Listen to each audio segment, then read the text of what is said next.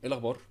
انا سيف حسام. للناس اللي اول مره تشوفني، طبعا انتوا ممكن يبقوا معظمكم عارفين ان انا بقالي 6 سنين في مجال ال 3D.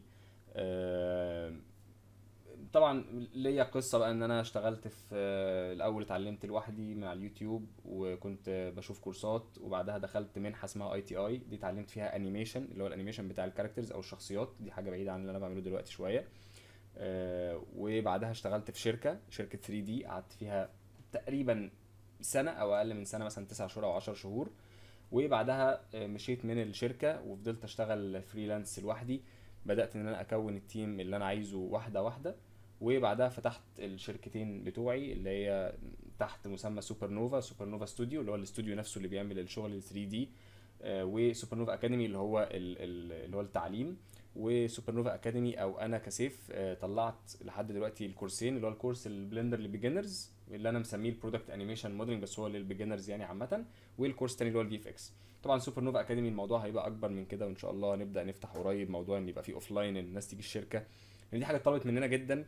ان في ناس ممكن تبقى حابه ان هي تبقى موجوده اوف لاين في الشركه، حتى يجوا يشوفوني، ويبقى في كمان ان هم يشوفوا الناس اللي شغالين. انا كان في يوم من الايام كان نفسي ان انا اخش شركات واشوف الناس بتشتغل ازاي ومش عارف ايه والكلام ده كله.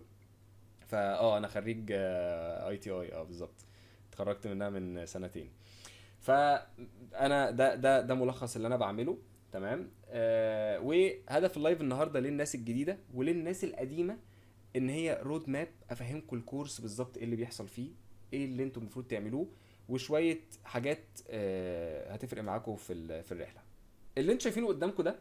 تمام. دي يعني تقدر تقول ان هي الرحله بتاعتك من اول ما تبدا، تمام، لحد ما تخلص خالص. تمام.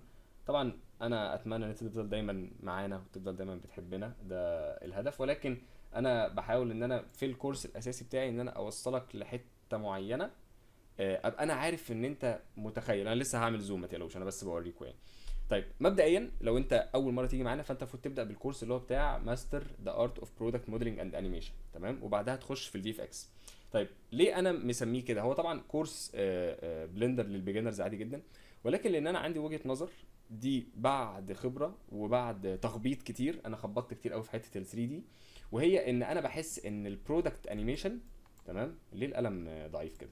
بحس ان البرودكت انيميشن انا بقول عليه الفن او الارت نفسه بينطبق من تحتيه. انا حسيت كده لان البرودكت انيميشن بيخليك ملم بحاجات كتيره جدا. لما انا كنت شغال في شركه، وحتى في شركتي انا شخصيا، بتبقى حاجه حلوه جدا ان انت تشوف واحد بيعرف يعمل موديلنج، بيعرف يعمل ريندرنج، الكلام ده كله، ولكن انه يبقى فنان، او انه يبقى فاهم يعني ايه حاجه حلوه وحاجه وحشه دي بالدنيا كلها. لان عادي جدا ان انت تبقى شايف ان في حد مثلا بيعرف يعمل حاجه معينه ولكن هو مش فنان، فهتلاقي الشغل اللي بيطلع منه مش حلو.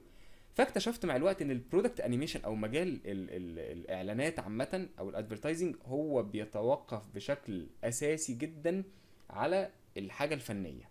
تمام. فده كان الهدف من الكورس. ولكن ده ما يمنعش ان انت ممكن تاخده وتروح داخل في حته ثانيه خالص، بس هتبقى فاهم كويس جدا يعني ايه فن، وفاهم برضو البرنامج. تمام ماشي. تعال نقول ان انت شخص بدات معانا ودخلت اول حاجه الكورس معانا وبدات في ليفل 1. ليفل 1 هتلاقيه بيعلمك اللي انت شايفه ده. تمام. ان انت تعمل السين ده. طبعا انت الهدف كله من ليفل 1 لوحده تقريبا 4 ساعات. جزء كبير جدا من انك تتعلم اي حاجه في الدنيا انك تعدي اول مرحله، وهي اصعب مرحله فيهم كلهم، واي بني ادم بيعدي فيها في الدنيا وهو بيتعلم حاجه جديده. وهي ان انت تقول على نفسك ان انا مش نافع في الحاجه دي، او انا مش فاهم ده، او يمكن انا مش مؤهل ان انا اتعلم حاجه زي كده. وده طبيعي جدا، كلنا بنعدي بالمرحله دي، ودي حاجه عاديه ما فيهاش اي مشكله خالص. طيب انت ليه بتواجه صعوبه في الاول؟ لان انت بتتعلم حاجه لاول مره. انت بتعرف تمشي على رجلك الحمد لله، بتعرف تحسب 2 زائد 2 ان هم يبقوا 4، ولكن صدقني انت في يوم من الايام وانت طفل، 2 زائد 2 كانت بالنسبه لك معضله كبيره جدا. وكنت ممكن تقعد تعمل ايه 2 زائد 2 5، طب 6. فده عشان انت كنت لسه بتتعلم في الاول. ده لان انت بتتعلم حاجه لاول مره، فده طبيعي جدا. فهدف الليفل ده هو ان انت يبقى عندك الماسل ميموري. الماسل ميموري هو ان انت ايدك اليمين اللي ماسكه الماوس والشمال اللي ماسكه الكيبورد، هو ان انت تبقى انت ايه اللي انا بعمله ده، ايه الزرار ده، ايه الشورت كاتس الغريبه دي. كل الحاجات دي بتبدا ان انت تفهمها عشان تطلع السين ده. تمام.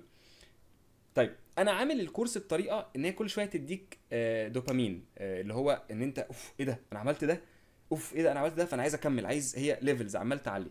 لان انا لما دخلت كورسات كتير قبل كده، انت ممكن في كورسات تبقى حلوه جدا جدا بمعنى كلمه جدا على فكره، يبقى فيها معلومات خطيره، ولكن مشكلتها ان انت مثلا عشان تطلع اول بروجكت ليك ممكن تقعد 7 ساعات مثلا، او 8 ساعات او 9 ساعات، او ممكن تقعد كتير جدا. فانت اصلا فكره ان المحاضر يبقى فاكر ان انت ال7 ساعات دي قادر ان انت تمشي وتكمل، دي حاجه تريكي شويه ومش كل الناس تعرف توصل لها. فده اللي مخليني كل شويه قاعد عمال اخليك توصل لحاجه، تطلع حاجه. فكل ليفل هتلاقيه كده بالظبط. تمام. طيب ليفل 1 بعد ما تعمل ده، انا متوقع منك ايه كسيف؟ انا متوقع منك ان انت تبدا تطلع حاجات اسمها لو بولي. تمام. لو بولي هو حاجات شبه دي، ان هي موديلز بسيطه تعمل لك شكل او انفايرمنت شكلها حلو، تبدا ان انت ايدك تمسك البرنامج اكتر. زي ايه؟ زي البروجكتات اللي انتوا شايفينها قدامكم دي. تمام. كل دي بروجكتات لو انت دخلت على بنترست وكتبت لو بولي، لو بولي بتتكتب كده في ايه يا عم، لو بولي. تمام. هتلاقي بيطلع لك بنترست، بيطلع لك الحاجات دي، بيطلع لك الاشكال دي. طب سيف يعني انا بجد لو قدرت ان انا اعمل ده هعرف ان انا اعمل ده 100%؟ اه مفيش شك في حاجه زي كده. تمام. الهدف ان انت تقدر تطلع ريندرز زي دي، اللو بولي دي. اللو بولي دي مبدئيا ريندرز كويسه جدا، بتلفت النظر جدا وبتعلمك جدا، لان انت بيبدا ان انت بغض النظر عن ان انت تكسب ثقه، ولكن انت بتبدا ان انت فعلا تبدا تطلع حاجه وتبدا تثق في نفسك. انا دايما كسيف على فكره شخصيتي ان انت لازم تبدا تعمل مشاريع خاصه بيك. طب شايف ده؟ انت ممكن تبص تقول ايه ده، هو انا اقدر اعمل حاجه زي كده اللي هو ده؟ اه طبعا تقدر عادي جدا، مفيش اي مشكله خالص. فهو ده نابع من ده بالظبط. طيب اللي يخليك ان انت تصدق حاجه زي كده، ان احنا قبل كده عملنا تحدي في السيرفر.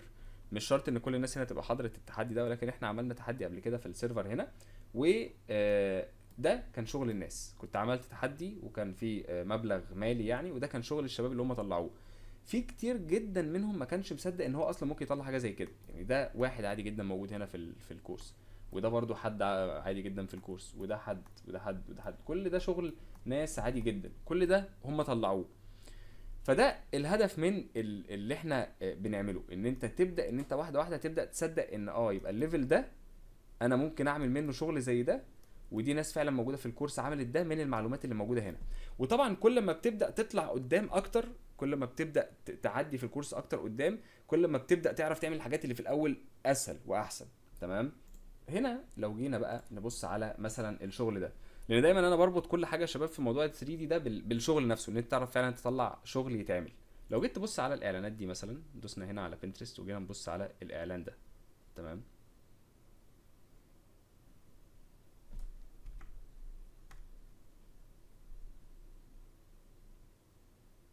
مين حضرتك؟ ماشي. بصوا كده على الاعلان ده.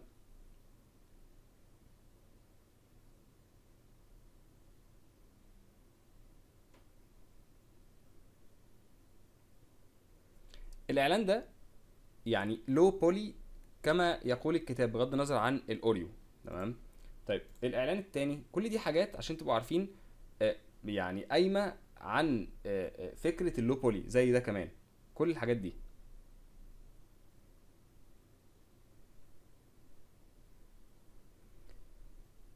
طيب انت دايما بقى هتلاقي نفسك لما تبص على حاجه زي كده، ان انت تلاقي نفسك دايما بتقول هو انا ينفع فعلا اوصل لحاجه زي كده، او انا ممكن فعلا اعمل حاجه زي كده؟ 100% صدقوني ولكن كلنا في الاول بنبقى شاكين في امكانياتنا جدا. وده السبب اللي انا ساعات بعمل هنا في السيرفر تحديات، لان الناس ساعات ما بتبقاش متخيله ان هم فعلا ممكن يعملوا حاجه زي دي، او ان هم فعلا يقدروا يعملوا حاجه شبه كده. ولكن انت تعرف تعمل حاجه زي كده 100%. وطبعا لو انت لسه في اول ليفل، فكره ان انت تعمل حاجه زي كده في الاول بالنسبه لك ممكن تبقى صعبه. تمام. طيب لما تبقى في تاني ليفل وترجع لاول ليفل هتبقى اسهل. طب لما تبقى في ليفل 16 وتبقى خلصت كل حاجه ورجعت، هتبقى سهله جدا جدا جدا جدا. ليفل 2 بقى، نيجي في ليفل 2. ليفل 2 هو الهيت بتاعت الدوبامين التانية، او اللي هو بقى اول ايه احساس للدوبامين تاني انت ممكن تحسه. وهو ان انا بخليك تبدا ان انت تقدر ان انت تعمل الريندرز دي، او ان انت تفهم ازاي الاضاءه بتشتغل سنه، والموديلنج سنه، والحتت الفنيه. تمام. طيب ليفل 2 هدفه بالنسبه لي بكل بساطه هو ان انت تبدا تحلل الصوره. تمام. زي ايه؟ زي الصور دي. لان انت هتلاقي ان في اي مرحله في ال 3 دي وانت قاعد شغال، انت دايما هيبقى عندك مرجع، هيبقى عندك ريفرنس انت بتبص عليه. بتبدا تبص كده شويه، اللي هو تفضل قاعد باصص مثلا على الصوره دي. ماشي خلاص، يبقى انا هنا مثلا عندي مربع. تمام. الاضاءه اللي ورا فيه خطوط، في مربع محطوط عليه البرفيوم، في مش عارف ايه، في ظل جاي من هنا. طب اعمل ده ازاي؟ بناء على المعلومات اللي انت اخدتها في ليفل 2. تمام. وطبعا هتلاقونا بنرجع تاني نفس الحته، كل ما الليفلز تعلى، كل ما تلاقونا بنعلى بالليفل، كل ما لو رجعت لورا تعرف تعمل حاجه اسهل. طيب يا سيف اصدقك ازاي؟ ده شغل ناس موجودين هنا برضو معانا، ده شغل هم طلعوه بناء على المعلومات اللي موجوده في الكورس ليها علاقه بالاضاءه وليها علاقه بالموديلنج وبالكلام ده كله. تمام. طيب فهتلاقي حد عامل صوره زي دي، تلاقي حد عامل صوره زي دي، دي ناس مختلفه مش نفس الشخص. شاب عامل صوره زي دي، صوره زي دي. ده شغل ناس موجودين عادي جدا. وعلى فكره معظم الناس دي لما بداوا مستواهم ما كانش يعني ممكن يبقوا بداوا من الصفر عادي جدا، ومعظمهم تقريبا بداوا من الصفر. طيب هل يا سيف الشركات بتدفع فلوس في حاجه زي كده؟ اي شركه في الدنيا، عشان بس نبقى متفقين وبنحط قاعده كده، اي شركه في الدنيا تتمنى ان انت تعمل لها صور زي دي. لان اي شركه في الدنيا بتبقى عايزه تبيع المنتج بتاعها، فبيبقوا عايزين ان انت تعمل لهم صور زي دي. طيب هل مجال البرودكت انيميشن او البرودكت ادفرتايزنج او الحاجات دي كلها مطلوب؟ بصوا ده اي حاجه في الدنيا هتلاقوا فيه ترندات بتظهر، بتطلع كده بنفس الطلوع بتاع الترند مثلا بتاع ايا كان حاجه بتطلع كده هتلاقوها بتنزل كده. البرودكت انيميشن هو طول عمره قاعده ثابته، اي شركه في الدنيا هتبقى عايزه تعمل اعلانات للمنتج بتاعها وتبقى عايزه تصور المنتج بتاعها، فهو دي حاجه ثابته ومعروفه من قديم الازل عشان تبقوا عارفين، مش حاجه جديده خالص يعني، مش اختراع. تمام. فده ليفل 2. حلو جدا. نبدا نخش على ليفل 3، وهو الليفل المعزز الى قلبي شخصيا. لان انا لما جيت اتعلم بلندر او 3 دي، كان اكتر مشكله بواجهها هي حته الاضاءه. تمام. لان لما جيت اخش اتعلم اضاءه، لقيت ان معظم الناس بييجوا يعلموا الاضاءه، تحس كده ان هي ايه، قاعده 3 بوينت لايت. معرفش في منكم هنا يعني حاول يتعلم قبل كده اضاءه ولا لا، او يعني دخل قبل كده في الحته دي، بس هتلاقوا معظم اليوتيوب بيتكلم على ال 3 بوينت لايتنج. مش عارف ايه، بيتكلموا على نفس الكونسبت. يا جماعه طب تمام، ال 3 بوينت لايتنج ده انا برضو مش فاهم انت ليه عمال تشرح لي الكونسبت ده، وبالذات كلمه 3 بوينت لايت دي، لان هي انتوا هتسمعوها كتير جدا، هتلاقوا الناس شايفه ان 3 بوينت لايت ده هو ماشي. انا مش فاهم برضو اعمل ايه. يعني ازاي امسك موديل واحد بس؟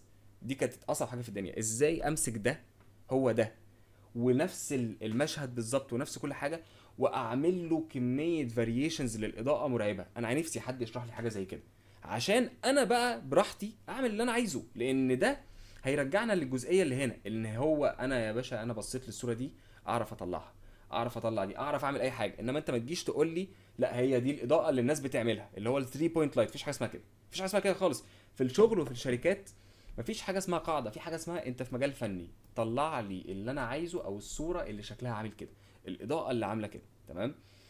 فرحت عامل الليفل ده، ببدا ان انا افهمك الاضاءه بطريقه تانية، بطريقه انا شايف ان هي صح.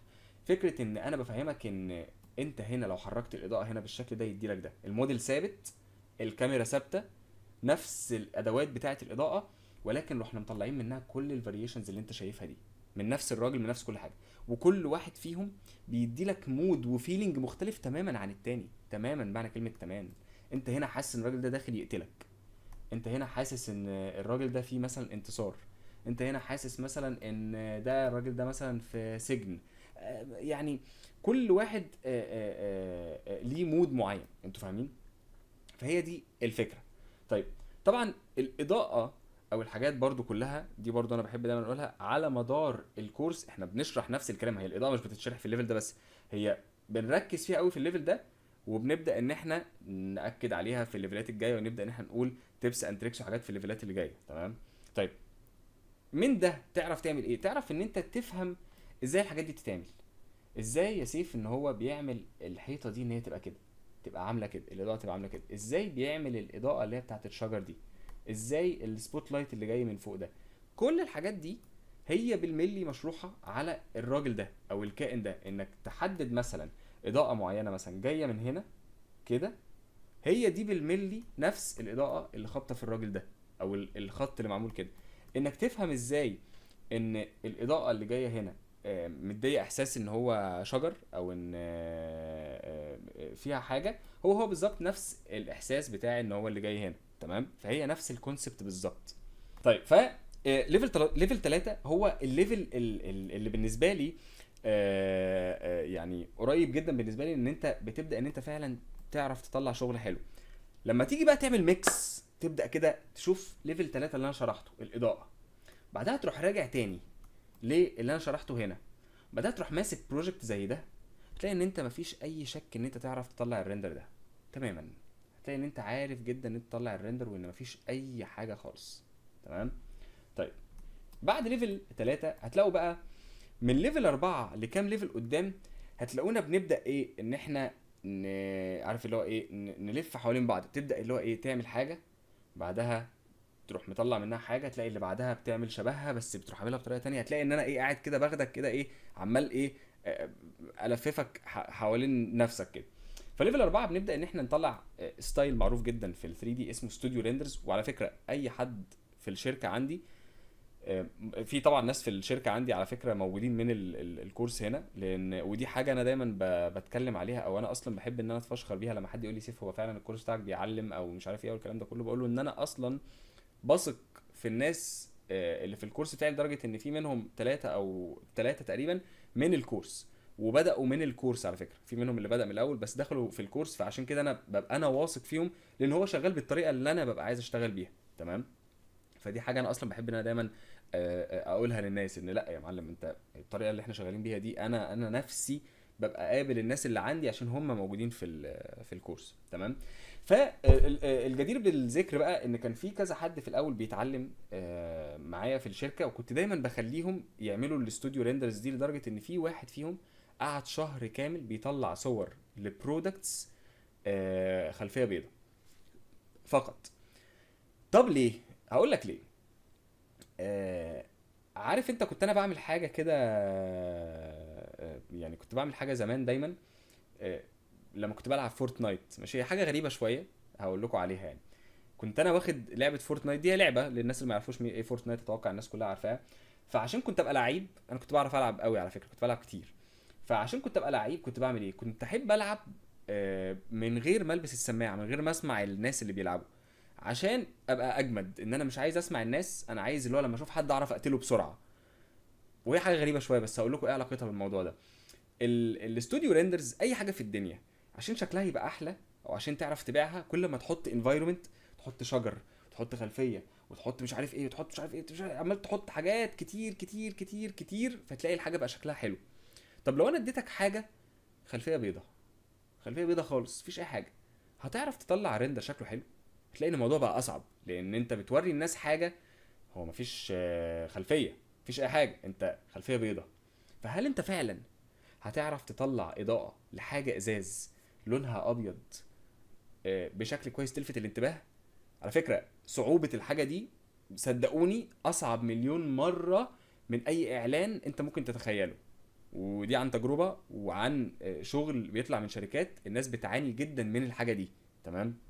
لان انت بتلاقي ان انت المنتج قدامك، وانت مطالب منك دلوقتي ان انت تطلع له خلفيه بيضاء، وان انت تخلي الانعكاسات فيه مش مستفزه.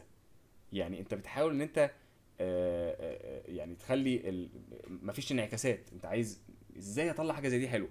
فده كان الهدف من ليفل 4. تمام. فاللي انا مستنيه منك في ليفل 4 ان انت بعد ما تعمل الليفل ده، امسك اي موديل عندك في البيت، ويبقى موديل بسيط، لان احنا هنا لسه ما دخلناش في الموديلز المعقده. الموديلز المعقده في ليفل تاني قدام. فامسك اي موديل بسيط عندك في البيت، موديل بسيط بمعنى كلمه موديل بسيط، يعني مش هبص حواليا، ولكن موديل انت شايف ان هو سهل ان انت تعمله. اعمل الموديل ده وحاول تطلع له صور بخلفيه بيضاء، وشوف المشاكل اللي انت تبدا تواجهها وابدا ان انت حلها. تمام.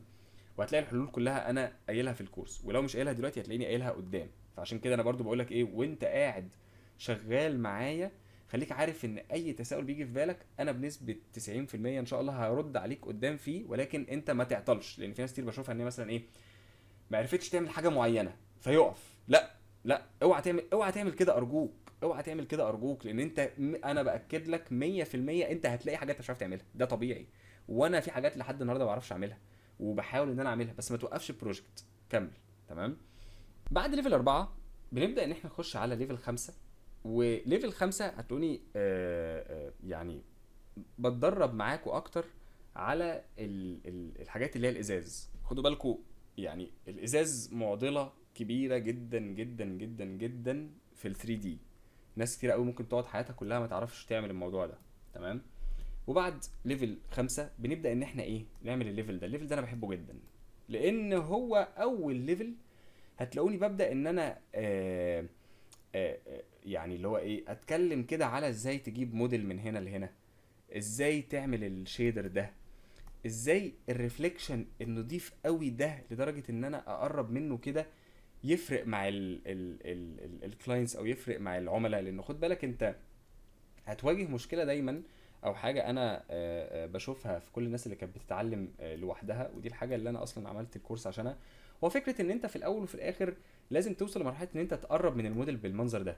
لان اي اعلان انت بتعمله في الدنيا، لو احنا بنتكلم على التخصص بتاعي بغض النظر عن كل واحد فيكم هيروح فين، اي اعلان في الدنيا هتلاقي ان لو انا عايز اعمل اعلان للقلم ده، تمام، فبعد اذنك انا عايز القلم ده يبقى باين، وعايزه يبقى باين للكاميرا كده قريب قوي كده.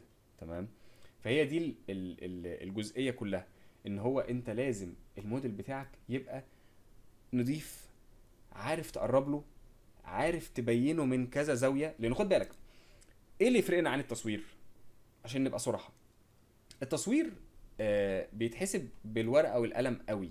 بمعنى ان عشان التصوير تعمل اعلان او تعمل اي حاجه في الدنيا، آه، هم بيروحوا بالكاميرا وفي زوايا معينه وفي ريستريكشنز معينه، وبتحس ان انت عارف انت لو ايه، مخنوق ومكبوت، هو مش هيعرف يروح هنا او هنا لاسباب كتير. لان هو لو راح كده هيحتاج الاضاءه تعمل مش عارف قصه. احنا في ال 3 دي واللينس العدسه لو هيزوم، لو هيبدل العدسه، آه، في حاجات كتير قوي. طب احنا لا، لا، انت مفيش حد بيحاسبك على اي حاجه. عايز تعلي الفوكال لينس عليه، عايز تيجي يمين تعالى يمين، عايز تيجي شمال تعالى شمال، اعمل اي حاجه انت عايزها. تمام. فاعمل اي حاجه انت عايزها دي معناها انك تعمل اي حاجه انت عايزها.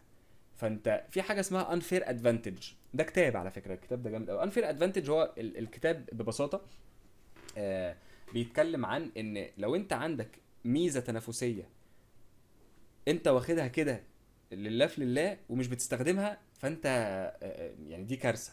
طب الميزه التنافسيه بتاعتك في السوق ايه بتاع الحته دي؟ ان انت تعرف تعمل اي اضاءه انت عايزها، تعرف تغير اي لون انت عايزه في الاعلان، تعرف تحرك الكاميرا، تعرف تعمل اي حاجه انت عايزها. فلو انت ما استغلتش الحته الروشه قوي دي فانت بتخسر. تمام. ف دي الجزئيه.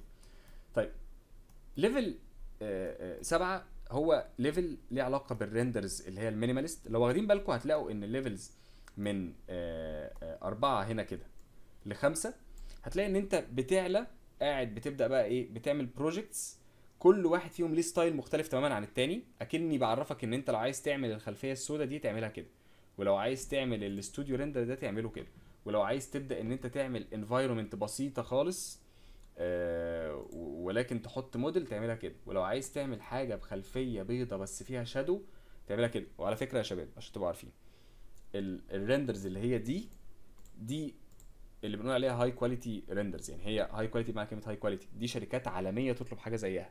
اوعى تفتكر ان دي حاجه، لا لا لا، الشركات العالميه بتحط كده. انا اصلا اخدت توم فورد الريندر ده من الموقع بتاع توم فورد، يعني توم فورد نفسهم هم حاطين الريندر ده عندهم، فانا رحت واخده وقلت ان انا عايز اعمل شبهه.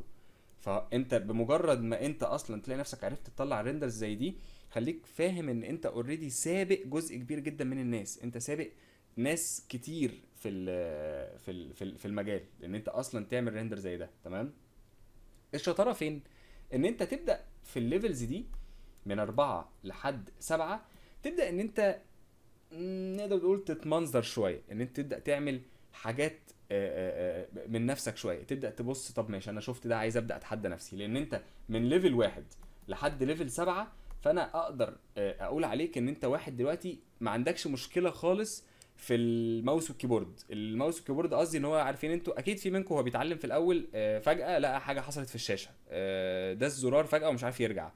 انا كنت قبل كده كنت ممكن اكسر الجهاز بسبب الحاجات الغريبه دي، اللي هو مثلا دوست على حاجه فافضل قاعد كده بقى شويه، افضل قاعد مثلا، ومش شويه دي اللي هي ساعه، ممكن افضل قاعد يومين عادي جدا.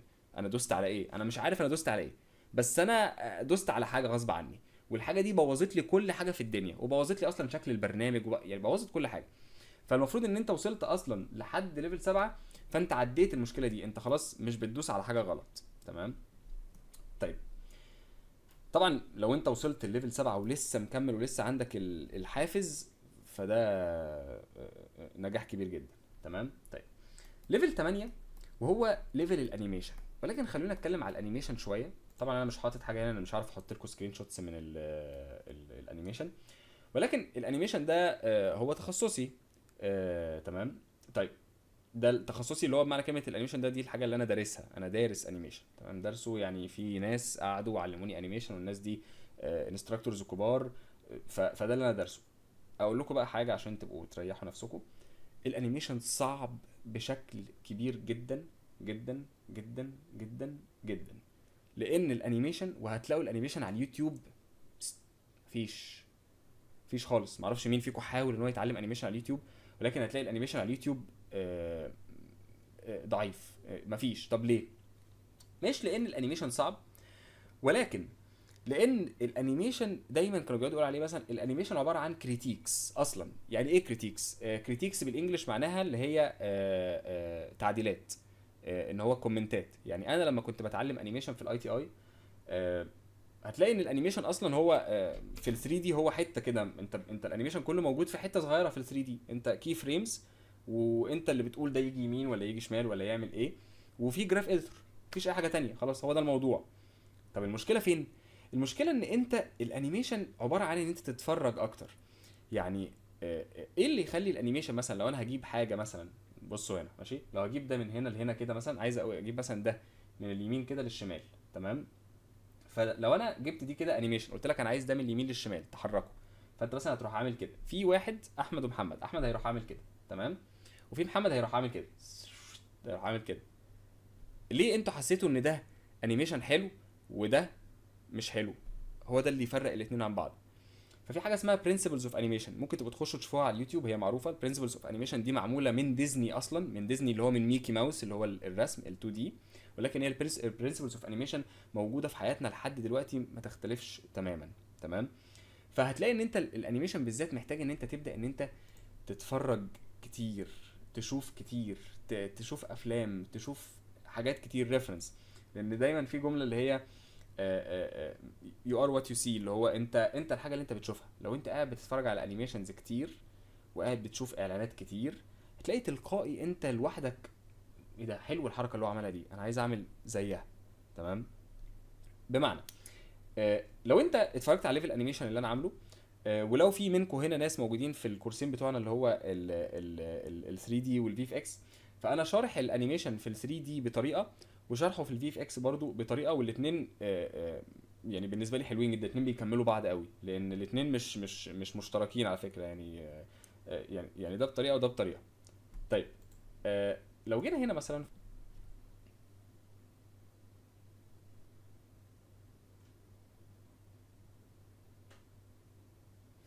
لو في حد فيكم شايف ان ده حاجه صعبه، فالموديلنج بتاع ده مش صعب خالص خالص. اللايتنج بتاع ده لو انت عديت الليفلز اللي فاتت كلها هتعرف تعمل واحد زيه بناء على المعلومات اللي انا اديتها لك. والانيميشن بتاع ده سيمبل جدا جدا جدا فوق ما تتخيلوا.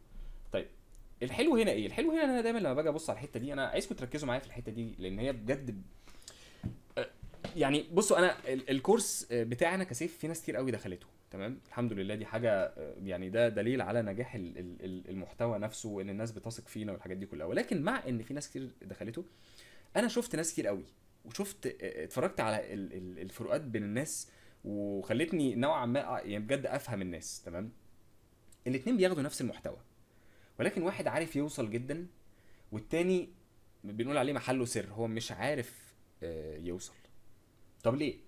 لان في واحد هو شايف ان هو معتمد على شخص ان هو يديله كل حاجه في الدنيا. طيب، في مجالنا احنا بالذات للاسف مفيش اي حد هيديك كل حاجه في الدنيا، لان في ميزه وعيب في مجالنا، وهقول لكم ايه هو. الميزه ان مجالنا ده انت كل يوم هتلاقي شغل، وكل يوم هتلاقي اعلان غير التاني، كل يوم هتلاقي منتج غير التاني، والمنتجات اللي في الدنيا او اللي في العالم ما بتخلصش، صح؟ كلنا متفقين، صح؟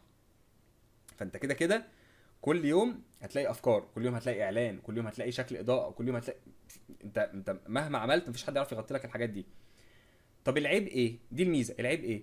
العيب ان كل يوم هتلاقي اعلان هو نفس الميزه. الميزه والعيب هم نفس الحاجه، ان انت لازم يبقى في جواك الحته، ودي بقى انتوا بجد لازم تقعدوا مع نفسكم كده وتقعدوا ساكتين، تغمضوا عينيكم كده، اللي هو اسكت كده خالص، وابدا بص على ده.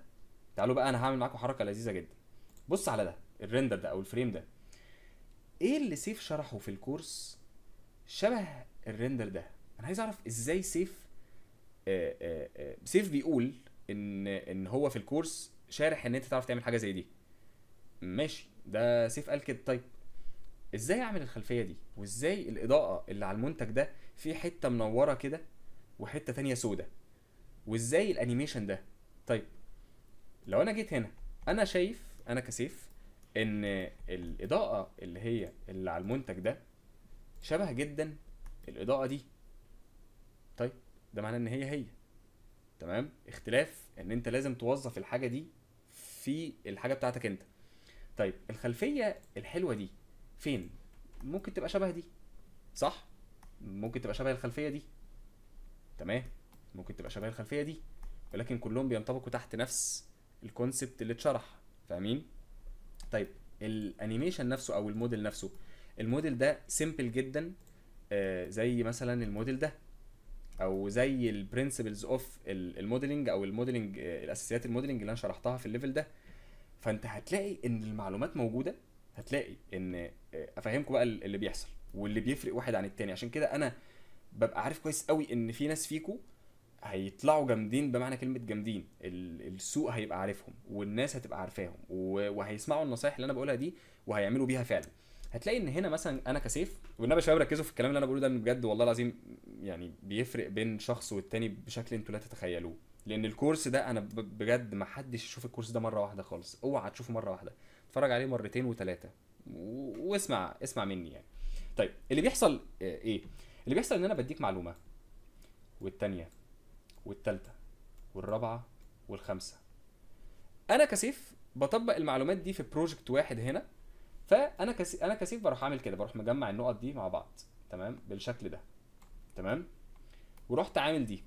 ولكن ده ما يمنعش ان انت كاحمد او كمحمد او كمنى او كمروه او كايا كان ممكن تروح ماسك نفس النقط دي وتروح عامل كده، صح؟ حاجه تانية من نفس النقط، من نفس المعلومات، على فكره مفيش اي فرق خالص. وفي غيرك هيروح ماسك النقط دي وهيروح عامل بيها ايا كان، هيروح عامل كده مثلا ويروح عامل مثلا كده، صح؟ نفس النقط، نفس المعلومات، اختلاف ان في حد مشي ورايا بالظبط وعمل اللي انا عملته. برافو، صح مليون في المية ان انت طبقت ورايا، اوعى اصلا ان انت ما تطبقش ورايا.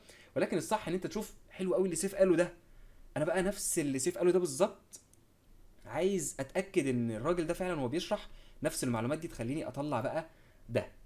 تعالى بقى انا عايز اعمل ده، يلا، وهشوف ايه التحديات اللي هتواجهني هروح اعملها، تمام. فده اللي انا ببقى منتظره منكم، ودي حاجه انا مش هعرف اعلمها لك. انا اعرف اعلمك كل حاجه، ولكن الحته دي بتحتاج منك انت يعني ان انت تبقى بجد عايز تتعلم، او ان انت بجد تبقى عايز تجرب، وان انت تحاول ان انت تفشل في حاجه عشان تعرف تطلع حاجه زي كده، لان هي مش سهله. ان انت ده مجهود، بالظبط ده مجهود، انا مش هعرف اديلك ده، ان انت تقعد تعمل حاجه بنفسك، وان انت، لان خدوا بالكم يا شباب الحته دي اول ما بتعملها انت مش متخيل الثقه في النفس اللي انت بتوصل لها. انت بتوصل لثقه في النفس عاليه جدا جدا جدا من مجرد ان انت هتبص كده اللي هو ايه ده، انا عرفت اعمل ده لوحدي من غير سيف. هتلاقي ان السعاده اللي كانت عندك عشان انت عرفت تقلدني حاجه، والسعاده اللي عندك عشان انت عرفت تعمل حاجه ليك منك انت لوحدك حاجه تانية خالص. ده غير الثقه اللي انت بتكتسبها طبعا في نفسك يعني. فهي دي الجزئيه اللي انا بتكلم فيها. طيب هتلاقي بقى ان انت آه، ده ليفل من الانيميشن اللي انا وريته لكم، تمام. وهتلاقوا ليفل تاني زي ده. خلوني كده افتح لكم ده، تمام. مفيش شك ان اي حد فيكم شاف ده ممكن دلوقتي يبص كده اللي هو ثانيه، لا وقف بقى، انت كده انت كده بتتكلم في حاجه تانية. اللي هو انا ممكن اعمل ده، اه ممكن تعمل ده، ولكن لازم تبقى فاهم ان الليفل ده آه، في حاجه دايما انا بقولها عندي في الشركه، ليها علاقه بالبيزنس شويه. في مثلث مثلث كده للمجال بتاعنا: الوقت والكواليتي والفلوس، تمام. التلاتة هتلاقيهم دايما بييجوا مع بعض، بيجتمعوا مع بعض. بمعنى مفيش شك ان كلنا نتفق ان الاعلان ده ابسط مليون مرة من الاعلان ده. فهتلاقي على طول ان احنا بنخش في المرحلة اللي جاية ان الاعلان ده ممكن انا كسيف ياخد مني مثلا يوم، ممكن اقعد في ده يوم اخلصه. ممكن عشان انا كسيف متمرس، ولكن لو انتوا مثلا حد مثلا بقاله هنقول شهر، يعرف يعمل ده في يومين، يعرف يعمل ده في 3 ايام عادي جدا. طب ده ياخد مني انا كسيف قد ايه؟ ده ياخد مني انا كسيف، انا بقول لكم تقريبا ده ياخد مني اسبوعين. شايفين من 24 ساعة وصلنا لكام ساعة؟ من يوم لاسبوعين. عشان كده هتلاقي ان معظم الناس اللي بتيجي تخش في حاجة زي كده ما بتبقاش مقدرة صعوبة الموضوع. بمعنى ان واحد مثلا عايز يعمل باك فليب، عايز يتشقلب، تمام، عايز يعمل باك فليب. هو شاف فيديو، شاف اللي هو ايه ده، يلا انا هعملها. اول ما يعمل كده عارفين ايه اللي هيحصل له؟ هيتكسر على طول، هيجي له شلل. طب ليه؟ لان هو ما قدرش قيمه صعوبه الحاجه اللي قدامه. لان انا بشوف ناس كتير جدا وانتوا اكيد بتشوفوهم. على فكره هدف الكوميونتي اللي انا عامله ده في الاساس هو ان انا بحاول على قد ما اقدر ان انا ابعد عن الناس اللي هم عارفين انتوا اكيد شفتوا حد على الفيسبوك اللي هو مثلا لما انت تيجي تعمل حاجه راح قايل لك ايه ده، دي سهله جدا اعملها في نص ساعه. حد شاف الناس دي قبل كده؟ اللي هو دايما اللي هو انت حد غريب كده اللي هو مثلا انت تحسه اللي هو ايه، اه دي سهله جدا يا عم، ده اي حد يعرف يعملها. الناس اللي هي بتقلل من الحاجه اللي انت بتعملها، او اللي هي مش شايفه صعوبه الحاجه. الناس دي في واقع الامر ما عملوش حاجه بايديهم، ما جربوش حاجه بايديهم، ما عملوش اي حاجه، ولكن هم داخلين يحبطوا الناس التانية. طب انا ليه بقول كده؟ لان انت لازم يبقى عندك وعي كافي في اختلاف الصعوبه بين ده وبين ده وبين ده. فلما تيجي تخش في اي بروجكت لازم تبقى عارف كويس جدا انا داخل في ده، وعارف كويس قوي وواثق كويس جدا ان ده صعب وان ده مش سهل. وفي نفس الوقت واثق كويس جدا انا بس عايز اقول لكم حاجه يا شباب: اي واحد فيكم هيعمل بروجكت زي ده يعني مش عايزه يشك بنسبه 1% ان الشركات مش هتجري وراه. انا كسيف هجري وراه وهقول له لو سمحت تعالى اشتغل، خلاص انا عايزك في الشركه عندي، صح؟ هل في حد فيكم شاكك في حاجه زي كده؟ لان معلش، لا البروجكت ده جامد، وانا كسيف عشان اقعد اعمله هبذل فيه مجهود كبير جدا. فنفس الكلام انت تبذل فيه مجهود كبير جدا. كان في انيميتور ممكن ما يبقاش عايز ان انا اقول اسمه، ولكن هو انيميتور شغال دلوقتي بره مصر في استراليا او في كندا تقريبا، شغال في شركه كبيره جدا. كان بيحكي قصته فبيقول يعني في حد بيساله بيقول له انت ازاي رحت اشتغلت في كندا وفي استراليا؟ لان في ناس كتير جدا ممكن يبقى هدفها ان هي تطلع بره البلد وكده. مع ان انا كسيف عشان تبقوا عارفين انا وطني جدا. انا من الناس اللي ببقى نفسي اللي هو الشباب او حد لو عايز ينجح في بلده الاول. اللي هو لو انت في مصر، لو انت في السعوديه، لو انت في الامارات، لو انت في سوريا، لو انت في العراق، ايا كان انا مع ان انت يعني ان انت تنجح لازم تنجح هنا في بلدك يعني، تمام. وان انت لازم تبقى بتحب بلدك والكلام ده كله. فبغض النظر عن الموضوع ده، فالمهم هو كان بيقول ايه؟ هو كان بيقول ان هو عشان يسافر بره قعد يعمل الانيميتور ده مصري قعد يعمل انيميشنز كتير جدا. قعد كل يوم يعمل انيميشن وعمال ينزل كل يوم انيميشن. قعد لمده اسبوعين بينزل انيميشنز، تمام. وولا واحد فيهم عمل حاجه لحد ما قعد شهرين يشتغل على انيميشن واحد بس. والانيميشن ده بالظبط كان 15 ثانيه. تمام. كانت هو الراجل ده كاركتر انيميشن، يعني بيعمل شخصيات بتتحرك. فكان عمل بنت بتغني وهي بتغني بترقص، عارفين المشاهد اللي هي بتاعت ديزني اللي هو البنت اللي بتغني وهي بتغني مش عارف ايه والكلام ده كله. الانيميشن ده اول ما نزله على طول جاله اوفر ان هو يسافر بره. طب الفرق هنا ايه؟ الفرق هنا ان الراجل ده وصل لمرحله معينه، وده اللي انتوا المفروض توصلوا له. مفيش اي حاجه انت هتعملها في حياتك هتوصلك لحته تانية غير لما انت فعلا تبدا ان انت تخش في مرحله اللي هي بتاعه اللي هو البتاع ده صعب قوي، وانا عارف ان هو صعب جدا، وانت قاعد بتعمله، بس انت قاعد اللي هو عارف اللي هو انت بجد حاسس ان دي حاجه صعبه وقاعد بتعملها.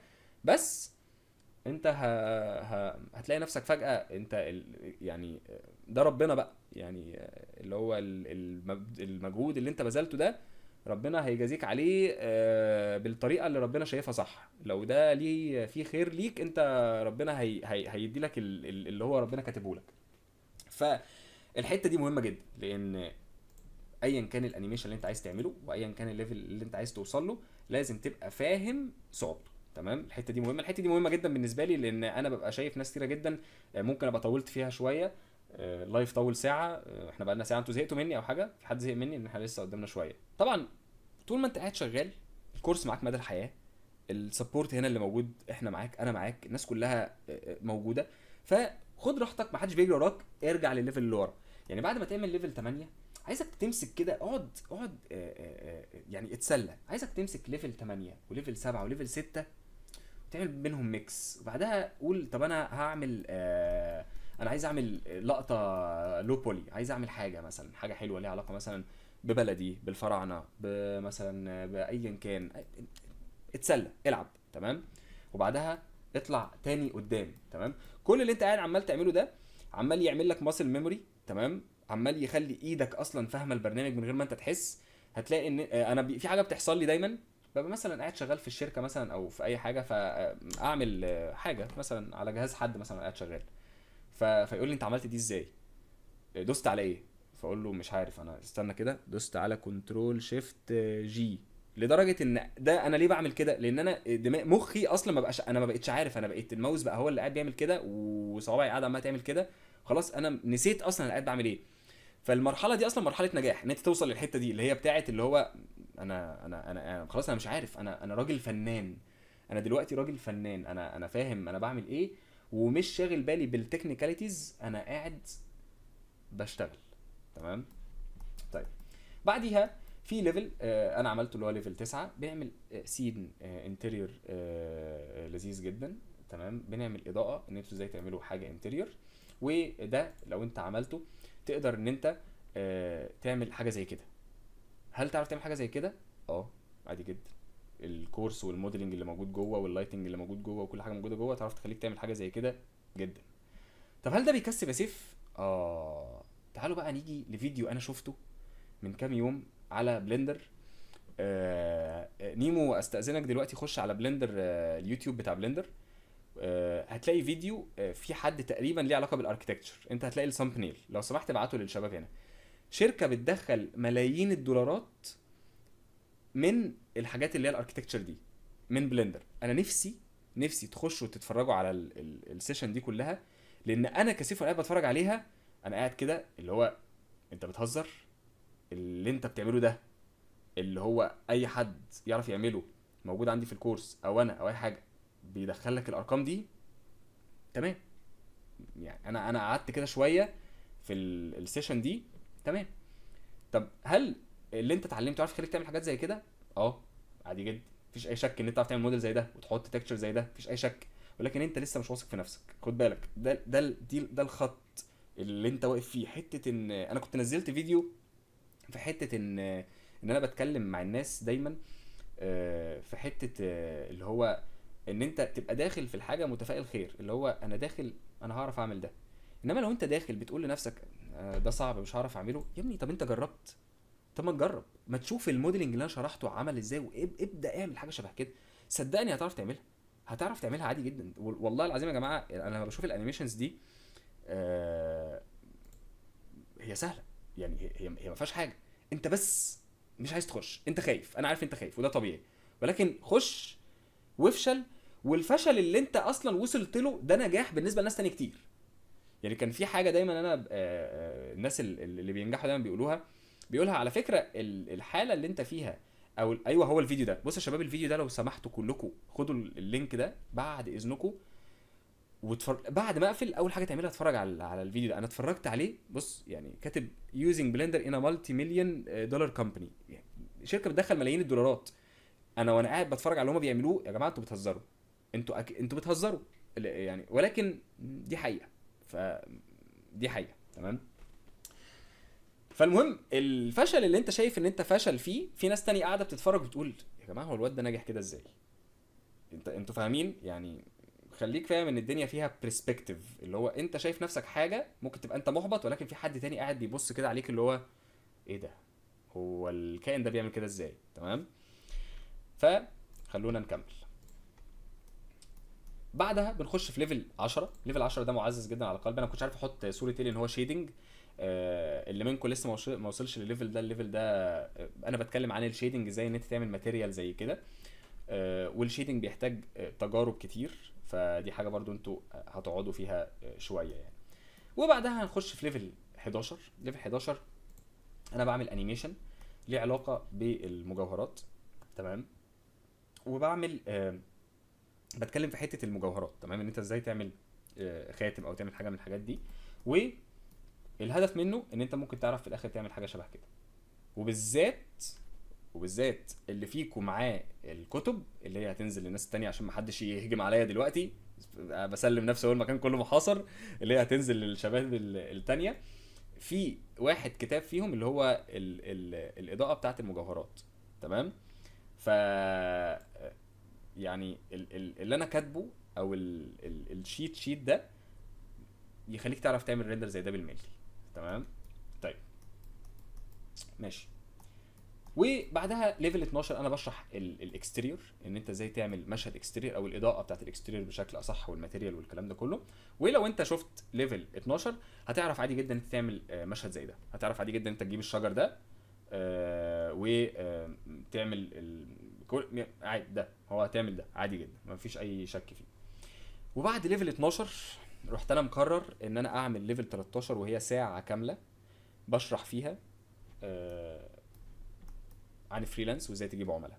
لو في حد هنا موجود شايف الليفل ده، انا لحد دلوقتي ما سالتش الناس على فكره على رايها في الليفل ده، ولكن انا احب ان انا اشوف راي الناس اللي شافت الليفل اللي هو 13 ده، لان ده تفرق معايا جدا. انا على فكره بحب جدا لما الناس يعني تقول لي رايها يعني. تمام. ولكن الليفل ده انا شرحت فيه بجد من قلبي، يعني من اعماق قلبي، يعني ازاي انا قدرت ان انا اجيب عملاء، وايه الحاجات اللي انا بتحداك ان انت تعملها، ولو انت عملتها بنسبه كبيره هتجيب عملاء، وايه التسعيره بالظبط اللي تسعرها لشغلك. وحطيت بروجكت من البروجكتات بتاعتي انا شخصيا، وقلت انا عملتها بكام انا شخصيا. وفي ناس كتير جدا تخاف تعمل حاجه زي كده، ولكن انا ما بحبش حته انا بكره الرد اللي هو انتوا عارفينه، اللي هو لما حد يجي يقول لي سيف هو انا اسعر شغلي ازاي.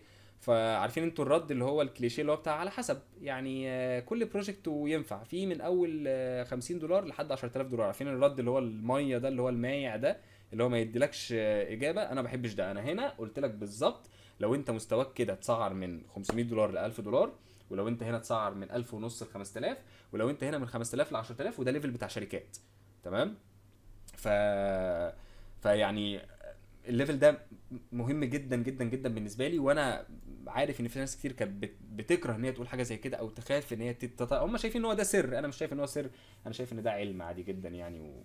يعني على فكره انا اصلا احلى حاجه انا بشوفها في الكورس اول ما بلاقي حد بيقول لي انا جالي عميل او عرفت ان انا اشتغل بكذا، بحس ان انا اسعد واحد في الدنيا. طيب. فبعد ليفل 13 بتحصل بقى يعني عركه، بتحصل يعني خناقه. تمام. يعني عارفين اللي هو ايه، اكن اللي فات ده حاجه واللي جاي ده كورس تاني خالص. يعني في ناس ممكن تصنف الكورس او اللي هو الليفلز اللي بتتشرح من بعد ليفل 13 ان هي ممكن يعملوا مثلا كورس تاني يسميه مثلا ادفانسد عشان تبقوا عارفين. واللي منكم دخل في الليفلات اللي جايه حتى ممكن يعني. كان في حد كان منزل بيقول يا جماعه اسمه ايه ده، اللي هو يعني الليفل ده صعب جدا. بص يعني في حد بيقول انا خدت ترقيه في شغلي بسبب الكورس دي، نعمل لها سكرين شوت. انتوا مش متخيلين يا جماعه انا ببقى عامل زي ببقى عامل زي الطفل اللي هو اللي جاله هديه، بجد ببقى مبسوط قوي يعني. فعاش يا ضياء، وشكرا طبعا للشباب اللي بيقولوا آه، يعني شكرا يعني، شكرا على كل حاجه. فالمهم آه، بعد ليفل 13 دخلنا بقى في الحته اللي هي بتاعت ان انا هاخدك بقى، تعالى بقى ليفل تاني خالص. تمام. طيب رحنا احنا دخلنا نعمل الشغل ده. تمام. في منكو دخل في الليفل ده. في ناس ما تعرفش ان انا اصلا نزلت ليفلات جديده اللي هي زي ليفل 14. ليفل 14 ده ليفل في الكورس لوحده 6 ساعات ونص. 6 ساعات ونص. وقت صعب، كان صعب عليا انا كسيف كتسجيل، عشان تبقوا عارفين صعب جدا كتسجيل وانا قاعد وبواجه المشاكل. انا نفسي على فكره وانا بسجل لو سالتوني على فكره ايه اصعب حاجه بواجهها في حياتي، مش الشركه، مش اي حاجه، انا بواجه مشكله في التسجيل. التسجيل صعب جدا جدا جدا، لان دايما بواجه مشكله وانا بسجل. انا بني ادم زيكم. فلما باجي اسجل بقى في موديل مثلا بعطل فيه شويه، اللي هو طب اعمل ده كده ولا اعمل ده كده. ف ببقى واقف بقى في التسجيل اللي هو طب اسيب لهم الحته دي وابين لهم ان انا كسيف برضو بواجه مشكله وبعطل وعرفت احلها ازاي، ولا ابين لهم ان الدنيا ورديه. وبنخش في نقاشات عندي في الشركه على فكره. في حد بيعارضني في الحته دي يقول لي لا غلط انت بتعملوه ده، لازم تمنتج. وفي حد تاني بيقول له انا نفسي ادي الناس الحقيقه، انا مش عايز اضحك على حد، انا عايز ابين لهم ان دي بجد حقيقه. ف يعني كل دي يعني حاجات اللي هو انا ببقى اللي هو بواجهها في التسجيل يعني. فالمهم هتعرف تعمل ده، وهتعرف تعمل ايه الانيميشن اللي انت شايفه ده. تعالوا كده نفتح انستجرام عندي انا شخصيا. هتعرف ان انت تعمل ده. تمام. اللي انت شايفه قدامك ده. في حد عمل لي تاج على حاجه على انستجرام، تعالوا نشوف سوا مين اللي عمل لي تاج. حاسس ان انا دخلتكم فجاه في حاجه، او في حد عامل لي تاج على بوست. ماشي.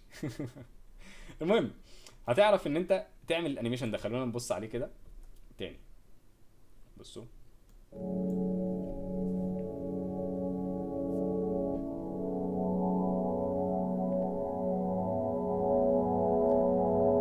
طيب الصعوبة هنا ايه، او الليفل ده ايه الصعب اللي فيه؟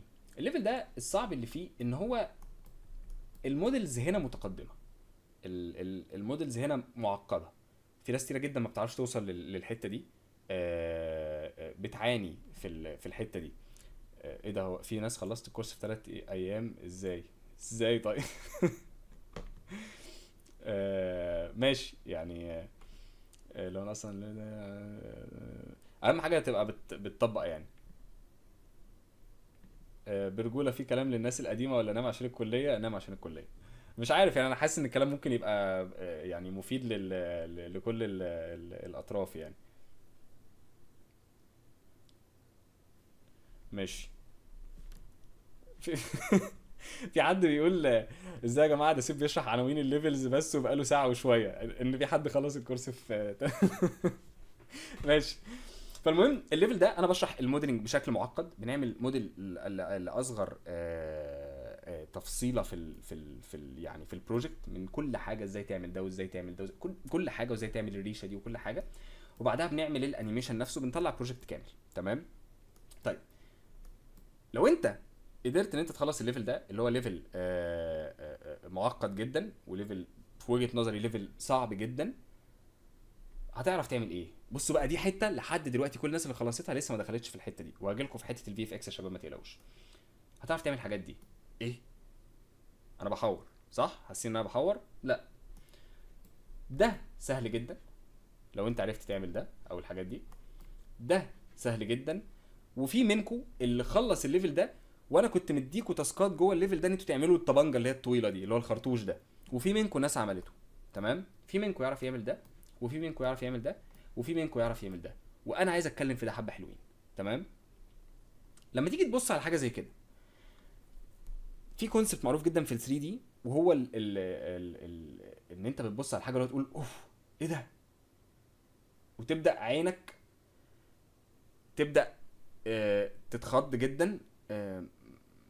اللي هو انت بتتخض، انت مش فاهم ليه.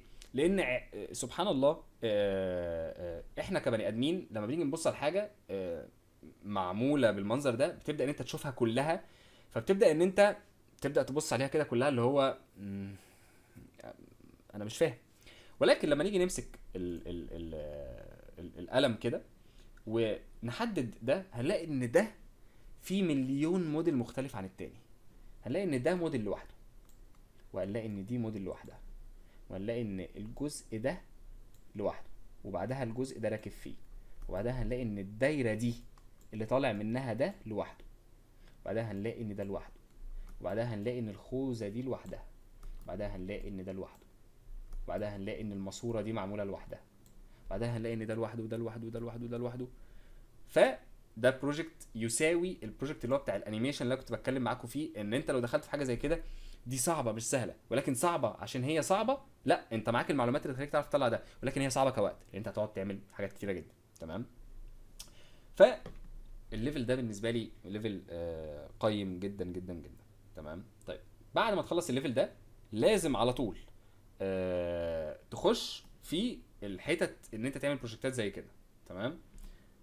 وبعد الليفل ده تبدا ان انت تخش على ليفل 15، واللي هو انا بشرح حاجه فيه بالنسبه لي مهمه جدا، وهي آه الحاجات اللي هي موديلنج مش هارد سيرفيس. لان ده مش هارد سيرفيس، ده بنقول عليه هارد سيرفيس. هارد سيرفيس يا شباب، اللي هو حاجه تحسها كده ايه، اللي هو كده، اللي هو جامده كده عنيفه، فاهم؟ حتى تحس كده المودلز بتاعت الحاجات دي ليها ستايل وليها شكل، والمودلز بتاعت دي ليها حاجه تانية، تحس ان دي ستايل تاني. طيب، لما جيت اشرح الليفل ده، كان كل هدفي فيه حاجه معينه. كنت انا داخل في حته، انا كنت في نقاش مع التيم عندي، واحنا بنشرح الليفل ده، نشرح الكروكس ولا نشرح جزمه. تمام. هتقول لي ايه الفرق بينهم يا سيف؟ هقول لك ان الجزمه اسهل مليون مره من الكروكس. ليه؟ لان الكروكس لما جينا شرحناه، هتلاقي ان اول ما بنيجي، والناس اللي دخلت في الليفل ده، اول ما بنيجي نعمل الفتحات دي، هو ليه القلم كبير قوي كده، كبير جدا، وبعدين عايز لون تاني؟ ماشي. اول ما نيجي نعمل الفتحات دي والفتحات دي، هتلاقي ان الموضوع دخل في سكه تانية خالص. هتلاقي ان الموضوع دخل في حاجه اسمها توبولوجي. للناس اللي لسه في الكورس اول مره، ما تتخضوش من الاسامي اللي انا بقولها، عادي، ما اكني ما قلتش حاجه، ولكن ده بيعلمك ان انت تعرف تعمل ادق التفاصيل، ان انت تفتح الفتحات دي والحاجات دي وكل الكلام ده، وتعرف تعملها توبولوجي عادي جدا. تمام. فلو انت قدرت تعمل حاجه زي كده ورايا، وتعمل الموديل ده وتطلع له، طبعا انا هنا بشرح حته ان احنا بنطلع صور زي دي، عشان الصور دي بتوريها للعميل، ان انت تقول له بص انا عامل الزوايا دي والحاجات والتفاصيل اللي تحت والكلام ده كله، هتلاقي نفسك قادر عادي جدا تعمل الجزمه دي. مفيش اي فرق، مش تبقوا عارفين خالص. يعني انا مش مقتنع ان ممكن حد مثلا يعمل الكروكس وما يعرفش يعمل الجزمه. يعني انت لما تيجي تبص، ده يختلف ايه عن الجزمه؟ ولا اي حاجه، ولا اي حاجه. اللي يختلف ان انت ما عملتوش قبل كده، وان انت مش هتلاقيني انا كسيف بقول لك ازاي تعمله، ولكن هتلاقيني انا كسيف بقول لك ازاي تعمل الكروكس، وهتلاقيني قلت لك اللي قبله واللي قبله واللي قبله واللي قبله، فهتبدا ان انت تمام. يلا بينا بقى نخش في تحدي. هي دي الحته اللي انا مش عارف اعلمها لكم يا شباب، عشان كده انا بقول لكم اللي هو اتمنى ان انت تعرف تعمل ده. طيب، هتلاقي نفسك انت تعرف تعمل ده عادي جدا. عادي يا سيف؟ اه والله صدقوني وتعرف تعمل ده، وتعرف تعمل ده، وتعرف تعمل دي عادي جدا. يعني دي او الشنطه دي بالمقارنه للكروكس والحاجات التانية دي سهله جدا جدا. عارف ان في ناس ممكن منكم يبقوا اللي هم اللي هو ايه، اللي هو طب انا خايف، ولكن خش بقلب ميت. هو انت يعني انت هتموت لو معرفتش تعملها؟ خش اعملها، صدقني، يعني صدقوني. ده اللي انتوا شايفينه ده، عشان بس اسهلها لكم للناس اللي دخلوا في بلندر، الشكل اللي هنا ده كده عباره عن بلين عادي جدا، معمول لها سب ديفيجن، واتمسك الايدج بتاعها اللي هنا، وفتح البروبورشنال اديتنج، وراح مطلعها لبره، فراحت عامله البوز ده، والايدج اللي هنا دي راح مسكها وطلعها لفوق. بالسهوله اللي انا بقولها دي، بالسهوله اللي انا بقولها دي بالملي. تمام. طيب، وطبعا هتلاقي نفسك قادر ان انت تعمل البروجكت اللي هو بتاع الكروكس ده. تمام. اللي هو ده. تمام. في حد كاتب لي كمان بيقول لي ومن هذه اللحظه بدات اتعلم ال 3 دي. تمام. ففي حد تاني عامل لي تاج. في حملة تاجز ولا ايه؟ تعالوا نشوف التاج. في بروجكت. ماشي. المهم نخش في موضوعنا. ف ده الفكره كلها. وبعدها بنخش في ليفل 16. ليفل 16 بالنسبه لي الليفل اللي بيخليك تدرك ان انت ممكن عادي جدا تعمل بروجكتات في ساعه وساعتين وثلاث ساعات. تمام. اللي هو البروجكت ده ده غير طبعا ان انا يعني بشرح فيه برضو على فكره. عشان بس نبقى متفقين، كل ليفل من الليفلز دي فيه تريكات جديده، في حاجات جديده. تمام. يعني عادي جدا. ماشي. دي كده يعني رحلتك من الاول لحد ما توصل للاخر سيف. عايزك تقول لي تقريبا انا ممكن اقعد قد ايه اخلص الكلام ده.